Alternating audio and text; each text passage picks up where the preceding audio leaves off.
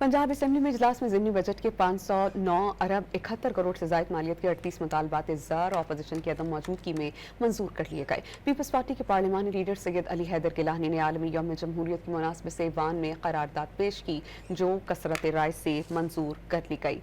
Punjab assembly का इजलास हस्ब मामूल 4 घंटे की ताख़ीर से स्पीकर मलिक मोहम्मद खान की ज़ेर सदारत शुरू हुआ। इजलास के आगाज़ में स्पीकर पंजाब असम्बली बोले, जहाँ गालियाँ दी जाती हैं वो ऐवान मुअज़्ज़ज़ नहीं हो सकता। पंजाब असम्बली में कानून और आइन के खिलाफ वर्जी नहीं होने दूंगा। सूबाई वजीर खजाना मियां मुश्तबा शराउर रहमान ने ईवान में ज़िमनी बजट 2024 और 25 के 509 अरब 71 करोड़ से ज़ायद मालियत के 38 मुतालबात ज़र पेश किए जो अपोजिशन की अदम मौजूदगी में मंजूर किए गए।